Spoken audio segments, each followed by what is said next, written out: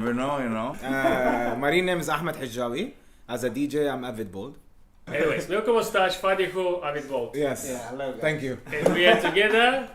That's deep tribe. One big, nice tribe, you know. Right, yeah. Okay, what was your first musical experience? First one, I mean, I come from a country that when I was young, there was not much happening.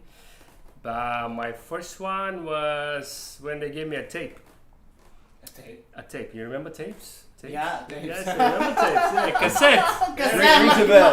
My name is Michael Cassette. Exactly. When they cassette gave me here, a cassette, and it was like one of these that was 90 minutes, which is like a lot of time, more time than usual, because they were usually 60. And one side was Queen, one side was Iron Maiden. Wow, Yes. okay. So that was my first experience, and I was like little boy, and I was excited, and I didn't understand anything, but it influenced me a lot. And then obviously my first concerts came a bit later, and my first big one was a concert of Metallica back home. For me, I started with hip hop, old school hip hop. You know, like that was my first influences. The first music I started listening to, almost. You know. Apart from the music from games, you know, Mario and all, which was nice also though. But yeah, it was hip hop old school, you know, mainly US, a bit of French also, and a bit of rock after that also. And after that, electronic music came much later, like I would say, like a few years after all that, you know, wasn't the first thing I was listening to. I was like, why would I listen to a music that doesn't have any lyrics, you know? Why? What's the point? Mm-hmm. Then I went to some clubs and I was like, okay, they have a good point, you know, these people. They don't want you to think much, no? You don't need to think. Some lies, some this, some that, and yeah, and that's how I started, basically. And it happened. It happened, man. Yeah. It happened. My first musical experience, it was in my brother's room. It was a very small room where he has his own studio. So I was maybe 6, 7, 8 years old, I don't know, and was watching him while he's DJing on the vinyl. And yeah, from there I started to get to know electronic music. And also when I was a kid, I was a percussionist and as a dancer. So I guess from there my musical journey started from there. So yeah. Talk us through your music style genre. I don't know.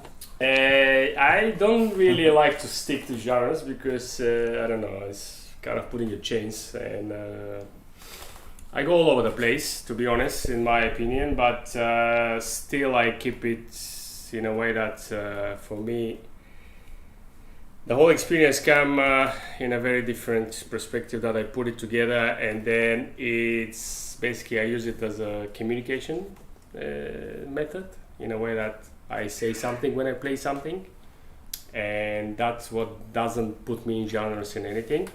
I mean, in general, it's deep, emotional, melodic tunes mainly. However, I can go harder, I can go slower, I can go, but it keeps a certain sound. However, as I said, for me, they have to make sense together, and that's not always being a genre, but more like melodically, harmonically together. So it's an experience, and I take it for a journey. I can even play inside hip hops. I can play rock kind of tunes, not like real rock. I mean, obviously they're gonna be transferred to electronic music, but there's gonna be a lot of elements there. So that's what I do. So genre, no. I'm more of an eclectic guy, and I do the whole circle of anything as long as that makes proper sense to me, and I transfer that to the people. That's it. But actually, like Ivan, I don't like to stick to chains, you know, or I don't know how you said it, but something like that. Because yeah, when like in a set, you can play so many different styles, you know. But it's always good, I guess. For me personally, I go around a lot into the deep house style, deep house genre, you know. But it has some can be disco, funk influences, more into tech, deep tech, you know, like the Japanese call it. But it's a blend of everything also, you know, but I would say mainly around deep house. Yeah, so for me, I'm totally against. Deep house. I thought we say I'm against deep tribe. I was like, what? I'm totally against one genre of music. You know what I mean? I'm in my own philosophy when it comes to DJing. I don't believe I should play one musical genre of music. It depends with the vibe and location and the timing of the event itself. Let's say, for example, if I'm playing in a pool party and the sun is out and people are having fun under the sun, it's gonna be different than playing in an after party in dark room. You know what I mean? So it depends with the vibe. So I always keep myself having wide range of understanding electronic music, and always have my own touch when it comes to DJing. You know what I mean? And that comes with my performance. You know what I mean? The art of DJing, for me, the art of DJing is about to read the vibe and play accordingly, but it's not being open format like a wedding DJ, someone coming to you, can you play this, can you play that? No. It's not a jukebox. It's about you as a DJ to read the vibe and to play for the vibe, you know? That's it. So that's as simple as that. Where do you get your musical inspiration? Like, so honestly, for me, it's like you're asking me from where you get your food taste. You know what I mean? When you speak, from where you get your musical taste. I don't know. It's just like it comes naturally. No, for me, look, I mean, I always be like a music consumer junkie, basically. I listen to a lot of things, and I'm still like when I said that at the beginning that my first things were connected to rock music and all these things. I'm still a rocker. I mean, that's how I grew up. That's what I've always been listening to. So for me, all these melodies, all these things, I mean, you can hear it probably in the tracks I play. So for me, the whole thing of melodies and even lyrics, and even because I play as well a lot of vocals and that type of tracks. So for me, it's always been a lot of different types of music and different genres. And I just listen to a lot of things all over the place, and then that's where I get the whole feeling, the goosebumps. And mainly festivals. I really love live performances. And what's happening at the moment is just ridiculous. That we don't have that, when you see it live, when you hear it live, it blows your brain. So that's where I get my inspiration. At the moment, it's on hold. Apart from the internet, which is good. No, for me, I guess from Ivan. No, I'm kidding. Also, obviously, from DJs I like to listen to, whether big DJs or medium, small size local and all, I like to check other people's set, see the journey, see what they like to play, how they mix it together and all, but also, yeah, there's lots of labels that I follow, so I always check the releases, all the new ones, and I'd say very inspired by other people, in general. I mean, easy to say, but it's true. Yeah. I personally, I grew up watching my brother. He's a DJ, and my father and my mother, they always like to listen to all these Arabic music, Abdul Halim, Kulthum, and my brother's electronic music, and also back in the days in the 90s was Criss Cross and Boyz II Men and that hip hop genres. So it was a big diversity. I grew up listening to many different styles of music, and that shaped me somehow. And I always appreciate good music, so I don't put it under one category of specific artist. But mainly when it comes to touching my soul, when I was a kid, Michael Jackson was the one on the top, you know what I mean, to make me groove into his sound. So yeah, so I shaped from there my musical journey. Michael Jackson or Prince? Of course, Michael Jackson. Michael Jackson, yeah, big reference, of course, man. He's a master. Of course, Michael Jackson is more commercial, but when it comes to talent, I'd say mainstream more than commercial. I cannot. You cannot choose from two geniuses, man. Yeah, of course. Yeah, that's a good answer. Yeah. I don't know. Both. Honestly, if somebody has to choose between two, is like why? There's none. I don't believe in number one thing. I don't believe in number one football player, number one DJ, number one producer. There's a good DJ and there's a genius. You know what I mean? Prince and Michael Jackson you put them in a category. They are legend. Yeah. You know what I mean? So, yeah. a good inspiration also for Arabic styles is Kadham al-Sahir, you know. Yeah, of course. He does a lot of mixing with his orchestras and all. Like sometimes it blends different genres also, you know. So for me also, I grew up listening to all these kind of Arabic singers, you know. And for me, Kadham al-Sahir was one of the top, you know. What does deep tribe mean to you? If I have to say, it means it's in the name. It's a tribe. So basically, tribe is people that share the same ethnicity, let's say. You know, like we don't, but we click on certain. I can't say only vibe, but we click on a lot of levels, and then obviously the music was kind of a start that met us and got us together. But then obviously to become a tribe is not only that. We do a lot of things together. We share a lot of feelings, information, and how to say, I mean, even like our troubles, our stories, and then obviously we didn't grow in the same background, environment, and it's more interesting that we kind of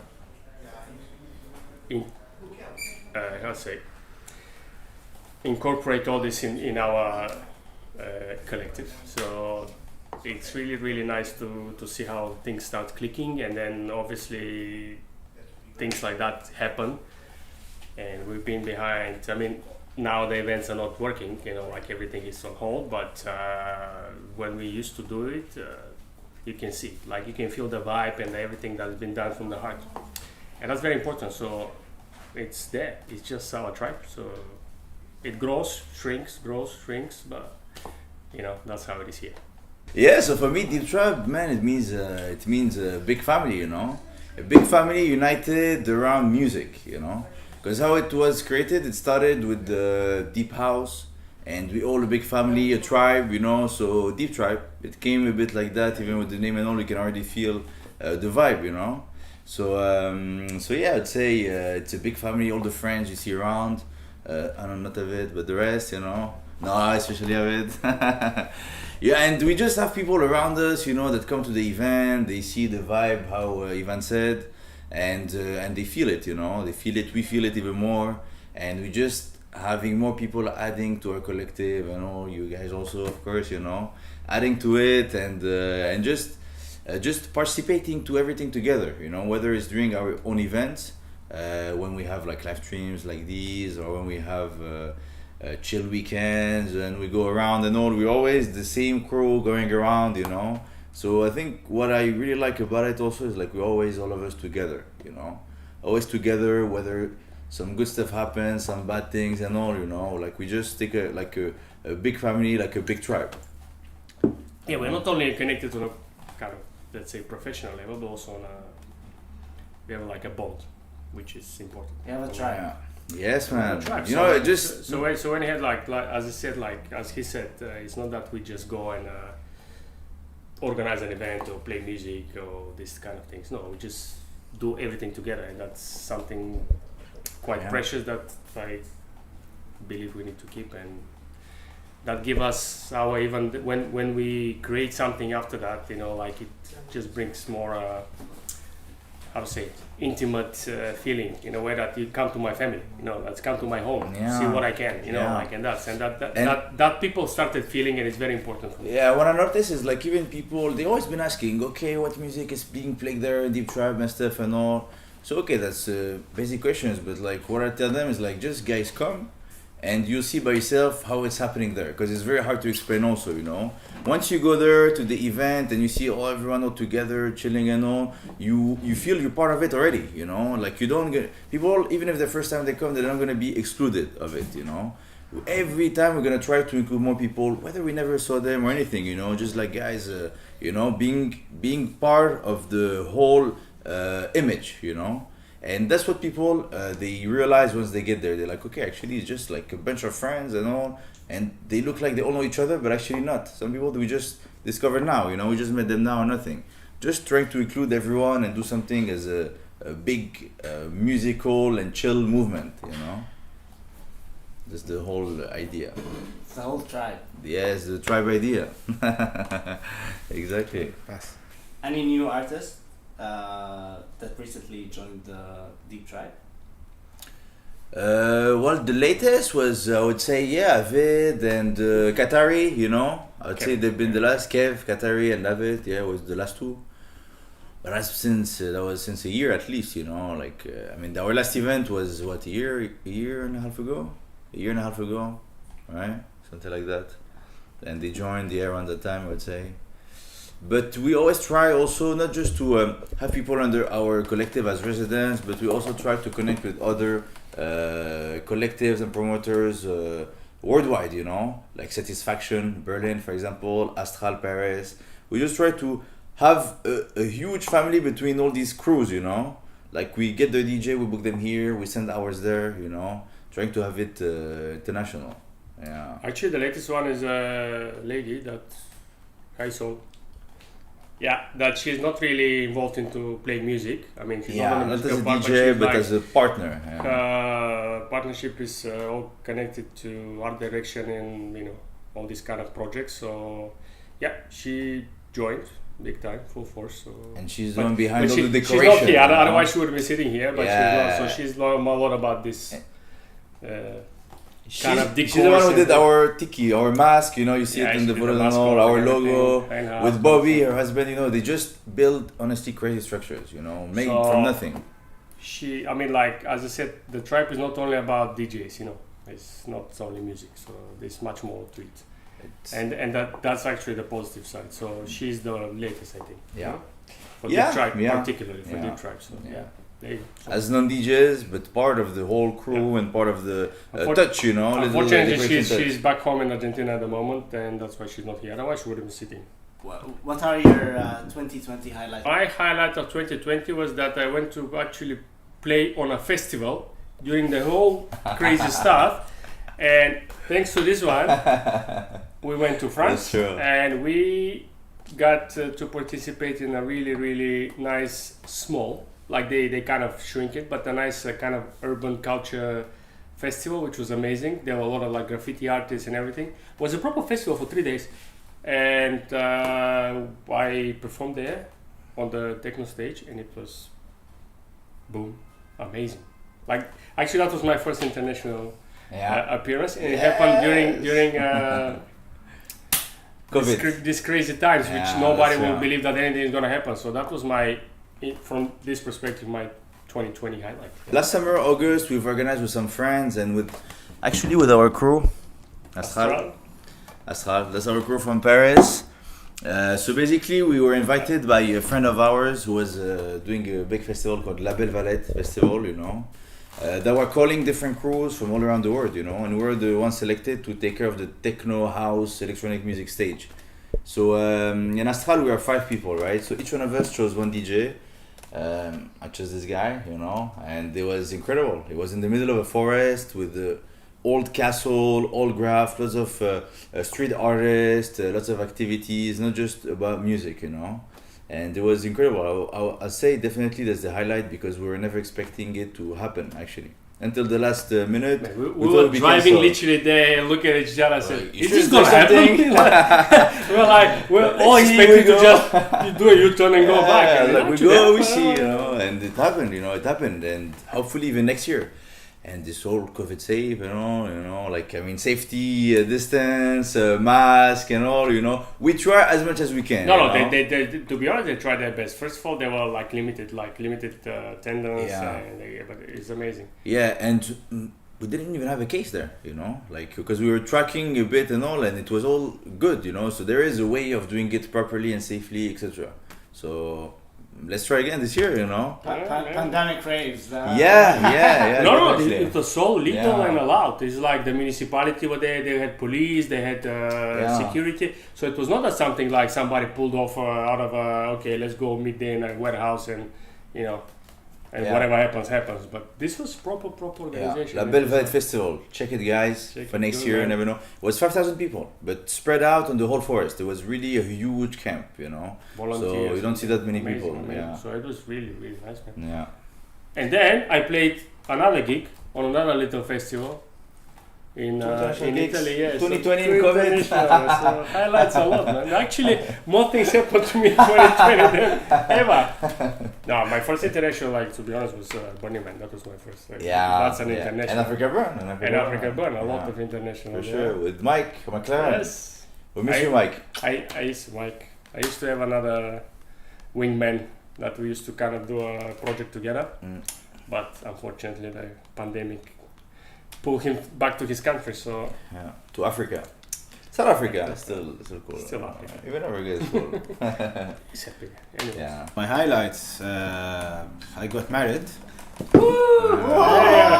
Wedding DJ, I told you, wedding DJ.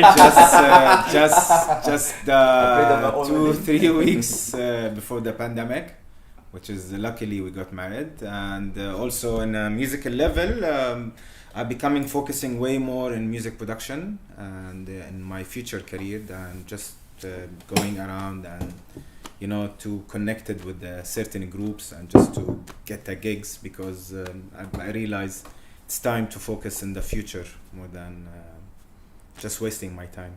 But Corona did made me focus a bit more in the bigger picture. So yeah, that's it. What's next for you? The highlights of 2021 will be, I don't know. To be honest, like at the moment, if you ask my honest opinion, is to say what's next or to look at future, to make plans is very naive. I mean, like it doesn't make sense. So the amount of uncertainty and things can change and things can turn around. I mean, my next step within this kind of things is basically we've been planning maybe to establish ourselves with few events whenever things become available, so we can build something and represent what we are and the way we want to see and position ourselves within the local scene. And from a musical perspective, I've been kind of reading and doing also some courses in production, I think. So with my friend Mike, we already started kind of doing some stuff. We have like a track kind of laid out already, but obviously he left, so we could not accomplish that. So I'm getting some more theory and looking into it, so let's see, maybe something comes out of the Milko pocket. Well, what's next? Yeah, as Ivan said, very hard to plan event-wise. For Deep Tribe, I would say, like we can do the live streams and all, it's fun, etc. But it's we still miss the really face-to-face party time, right? So for this, it all depends on the environment around us. We'll only know when they will know, I would say. Impossible to guess. But on a personal level, I would say focus on the music, sharpening the skills, maybe music productions like Avid, what he's doing, try to improve those sides, try to work maybe in advance on the brand image also, kind of. And enjoy whatever we can enjoy, Get a job, maybe. Yeah, maybe get a job, Get some money. Yeah, what else to do, Yeah. Personal focus, I'd say, right? The COVID talk, I would say, like everyone, that's what everyone would do. I don't know. Let's see. Yeah. What's coming next? Honestly, I can't wait for this Corona pandemic shit to be over, so we can go back to our life and just continuing our dream and achieving our dream, hopefully, all together, all of us. Yeah. With the Deep Tribe. With the Deep Tribe and all the other tribes. As long as they're cool. Yeah. Two of your favorite producers. Is my age fun fact? My age? It's a very fun fact, bro. So yeah, like for music producers, man, like a few like that I follow for a very long time from the French tribe, I would say. Laurent Garnier, Tromer, that is a more younger guy, 26, 27 years old, that is really incredible in lots of different genres, Sam Shore. From the local scene, we have some very good guys also, like Mia Santa, Katari, Mario Bazuri. And there's a lot of very, very good guys that are not yet known enough as much as they deserve. And there's a lot of even other local DJs I didn't even mention. But yeah, I'd say like on international local scene, I like to blend both of them together and just try to play whatever they have from from the good stuff, you know. For this, I can say something that this year, like, nobody was playing for 1 year probably. Like, I mean, we here kind of had some entertainment at some point, but in Europe is complete lockdown, in America is locked down, so there's no entertainment at all. So all these producers, they've been sitting at home and producing a lot. So there's been so much waves of tracks and everything coming. And to be honest, I've never heard so much crap coming out for this. Honestly, man, I'm like, there's so many things, and you're like, you listen, and said, Yeah. what is this, man? I used to like you. What is, so I think people just take out everything. So new producers this year, I think the industry itself will create a new name and will push something, but at the moment it's just blank performances. But also one thing is, like, when you stay home during COVID and all, like, you don't stimulate your creativity. Yeah. So they're not stimulated enough to create some good shit. They try, I guess. How many times you perform a few times, and I perform a few times. So you go out and that communication, that thing, you try, you see what works, what doesn't, what's the response, what thing. It gets you pumped. But when you stay at home the whole time, and that's why people are so. Even when they tour or go and they're so busy, they still produce good stuff. I mean, one track, but it's boom. Yeah. When now it's like, okay, I'll give you like 50 tracks, but they're and like, bam. So for me, this year, favorite producers, 0. Yeah. It's a bit hard on them, but not the fault of everyone also, I would say. One guy mentioned, Mario Bazouri, been producing like crazy during lockdown, and very, very good stuff, I think it would be good to check his production. Qatari, same. These guys, it's harder, for all the DJs to be stimulated, like to have a good creative side during COVID, you stay at home, you always see the same scheme, kind of every day, so your mind stays on the same pattern also, So when you manage to get good ideas in this environment, then this is really something amazing, something amazing to have. So I would say lots of crap this year for sure.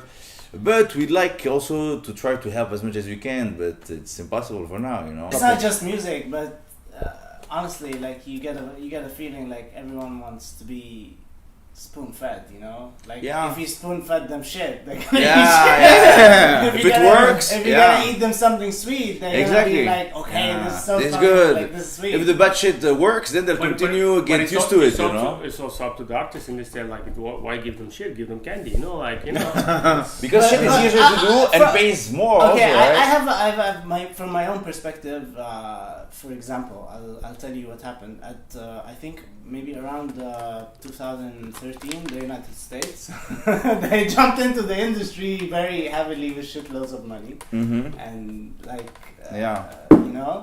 flooding it with crap. It's just crap everywhere. Listen. How are you gonna do like a weekly show?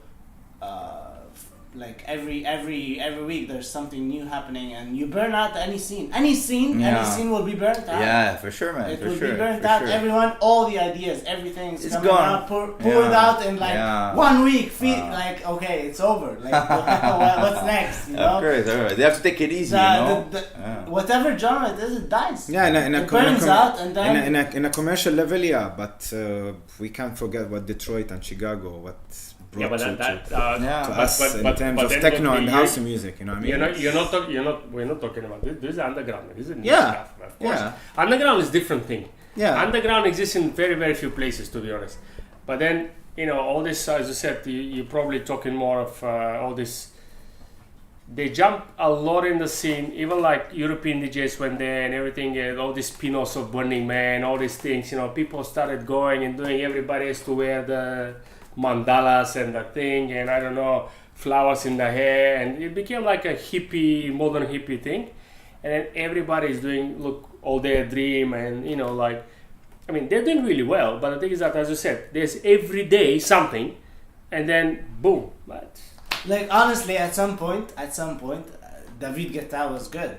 In the beginning, 100%. Club FJ, and even La Cosa Nostra. It was like at some point. Started by Pure House. It was okay. Honestly, I miss the old commercial.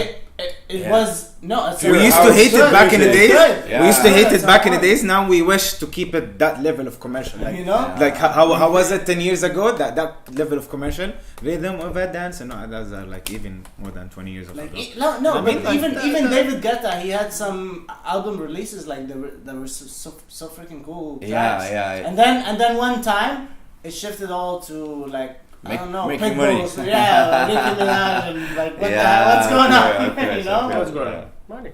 It's all about cash. money, and most of the people Cash flows they everything. are into commercial, man. They are Yeah, into but commercial. when it throw too much and things, and So, it's become. I believe- they had even here in Dubai, they had it a very small magnitude, let's say, but they're still the same thing. People doing same. One does anything, and everybody does the same, and then that dies. It's a And trend, here, yeah. because it's small, obviously dies quicker.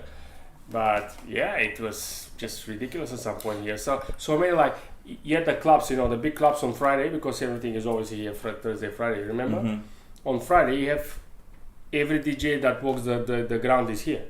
And they're like, man, you have clubs like the big clubs here. You have the lineups. They're festival lineups. They're not club lineups. Yeah. Festival. I'm like, okay, you know all the big clubs and everything. So Yeah. it was just didn't make sense. I guess most of the people, they go to clubs and festivals not for the sake of music. They pretend that they're going for the sake of music, but just to have fun and socialize and drinking and Yeah. just you know. Trend. Yeah, it's a it trend. becomes You know a what I trend, mean? and So then- that's why commercial is gonna be always taking over, always since. No, but it's not even Sense. commercial. Even like here, they brought like proper DJs, you know, proper artists, proper But are they- but- underground people playing blink blink. But I things, think that they are always been the same names, same 20 names. For sure. They're But becoming the biggest, resident. The biggest ones. The biggest ones. They bring Probably the next and it question brings is going people. to be about That's it. the Yeah. next Yeah, it's question like- is around what's going on Just here. like- So I don't know. Let's go. But no, they get the top 20, of course. You know, they get the top 20. They see they bring people, they bring money, so they keep bringing them. You know, they have contracts now with the big DJs. Like you come 2, 3, 4 times a year, and people they just go see them. Honestly- whereas there are more local DJs that get left out. You know, like lots of local DJs, they are very talented, but no one is good to see them anymore because there's this big guy. Tell us a fun fact about you. What did I say? Actually, I said something. Man. He likes playing games.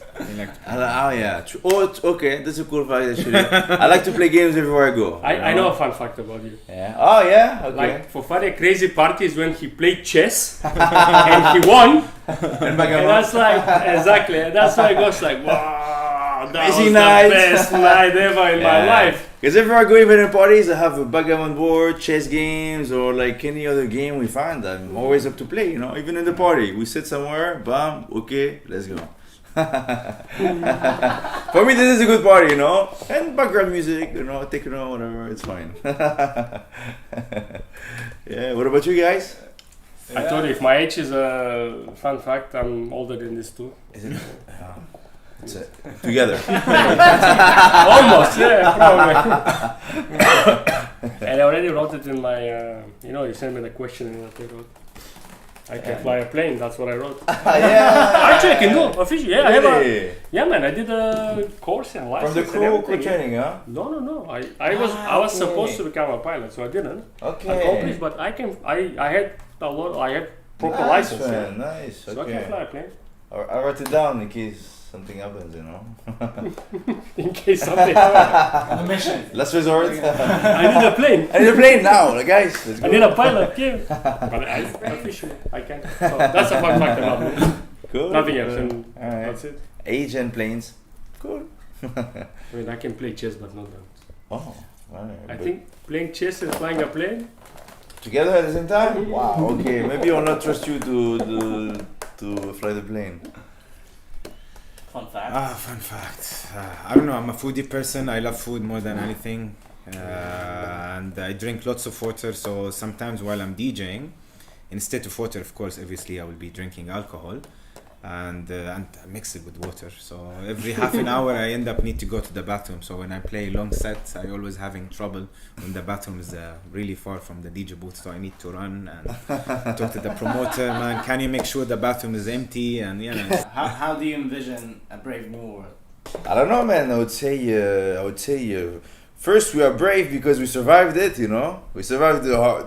I don't know. I want to say the hard part, but we don't know what's coming. You know, so I would say we get used to the strong measures. You know, that we had in the beginning, the lockdown, whatever, and all. So now I would say, and I would hope that we are more ready to overcome whatever is like in 2021 and after and all. You know, so I think we'd be more ready mentally. Physically, I think we got all fucked. You know, we tried to do a bit of sports and all, didn't really work during lockdown. But yeah, no, I would say a word where we would be more ready, you know, for whatever is coming. You know, I'd say we are the brave ones at the end, or I would like to see it that way. You know. For me, I don't think there's something that brave or that new that's gonna happen.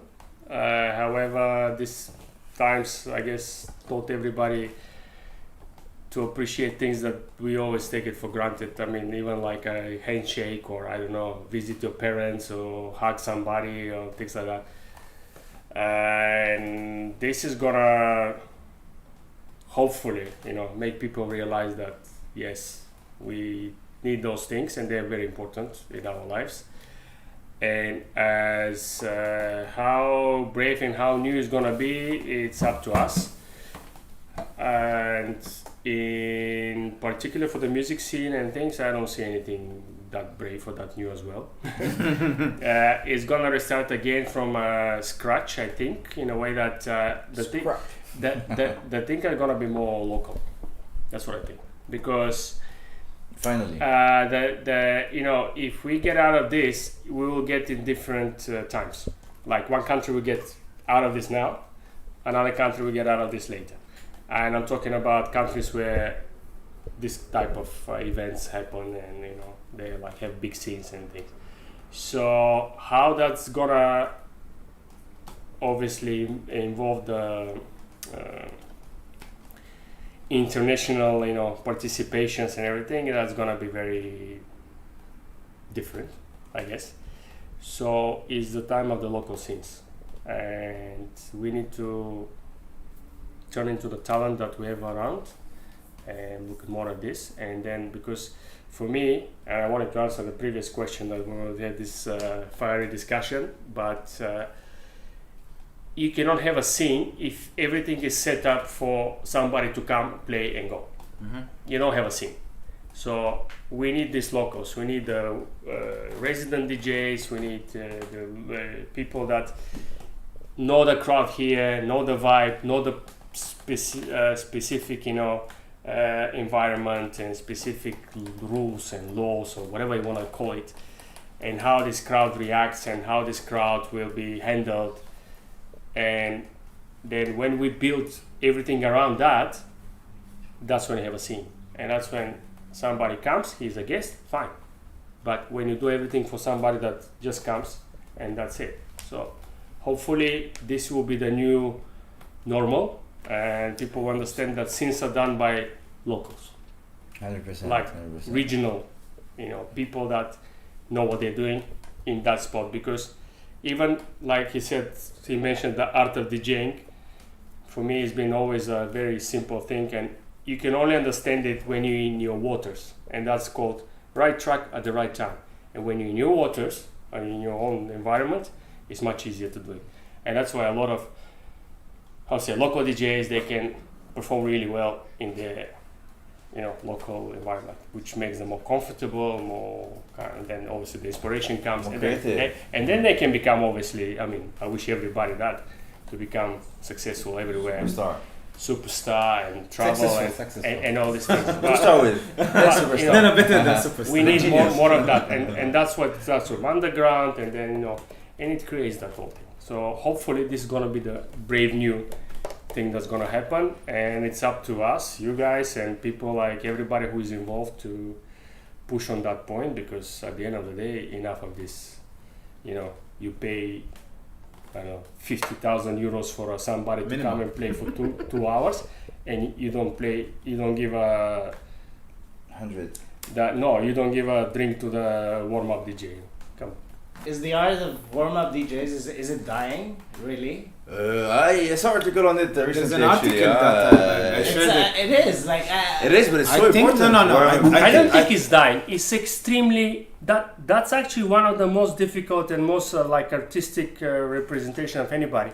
However, it's not being dying. It's being absolutely underestimated and underappreciated. That's the problem. Yeah, Because the guys with the booking, whatever, say, yeah, if you don't do it, he do it, I do it, whatever. That's the concept, and it's not. This guy is doing even harder job than the headliner. Headliner comes, play his set, goes away, doesn't care. Yeah, it's And- very and challenging. everybody's like this because the guys with the thing. And I've been to a lot of gigs. I'm telling you, looking at my favorite people that they come here or even in Europe or even in America where I've been to gigs, and I don't like it.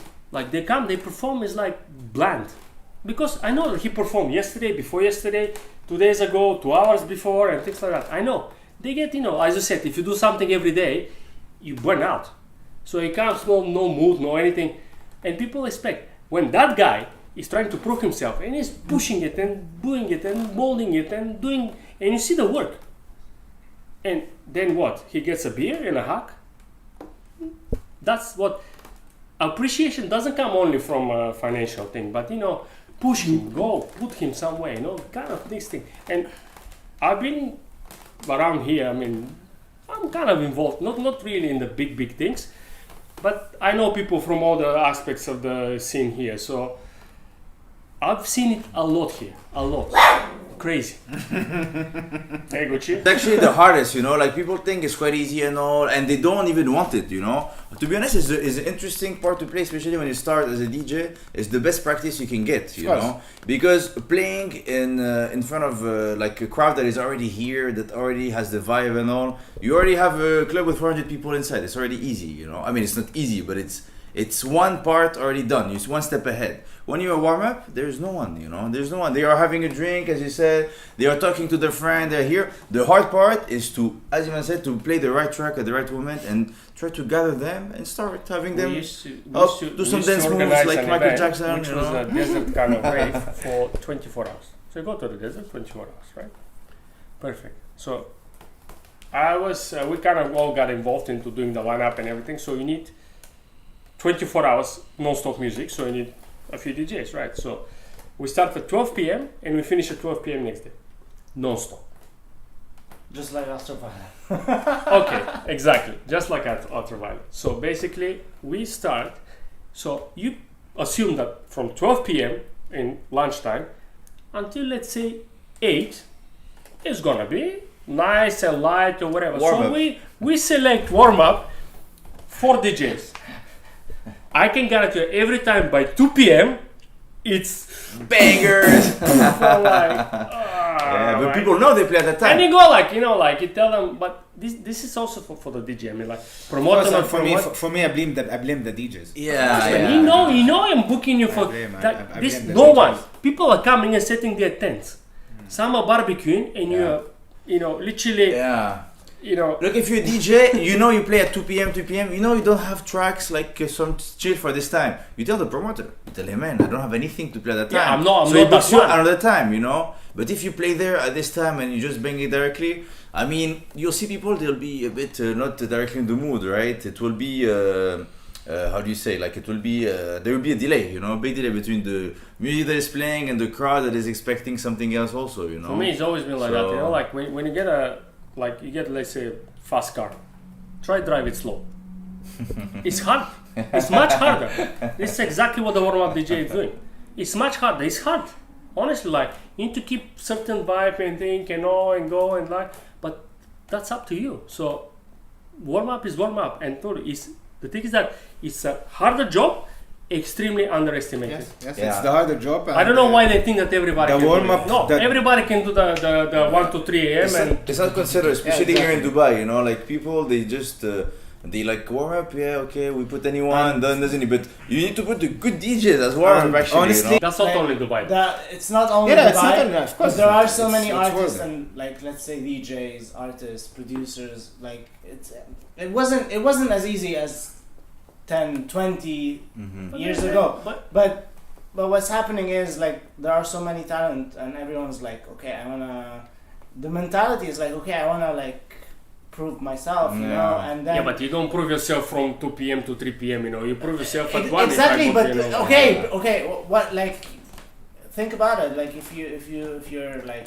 I guess the competition is really huge. Like you need to be involved in the scene in a way or another. It's not just like I don't need to have followers. Exactly, I don't need to but- have. but What about then- talent? But Like then, talent but then, Ali, is.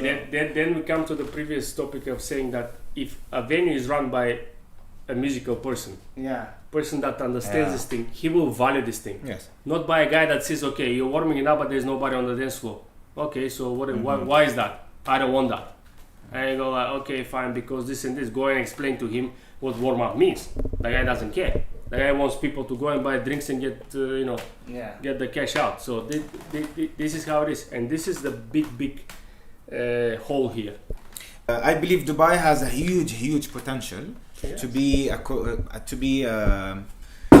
competitor with Beirut, Cairo, Egypt, Lebanon, and Middle East to be really shining in terms of not the names, their booking names, like having these top 20 names. No, about their local. How do you feel like about Ultraviolet Live? Like this edition, like bringing together like Cairo. I feel it's an amazing idea you guys had, to connect different countries, to have local scenes and to broadcast them also, right? To show them like this kind of interviews and all. It's good to show what we do here, what everyone is doing locally here to the rest of the world also. Kind of, for whatever we can reach. I think it's a very cool way to connect, man. During these times and all, it's honestly, well done, guys. Well done. I mean, I'll see the results first before I say well done. I say done, then I see the well. We'll see later. But thank you also for the invite. Really appreciate it, and it was done a bit last minute and all, but I think you guys have something good here. Yeah. I mean, look at this brave old world like we're living now. So basically, we need to create new ways to inspire each other, communicate, and like push each other doing what we love to do. So this is a greatest opportunity that came for quite a long time. So thanks a lot.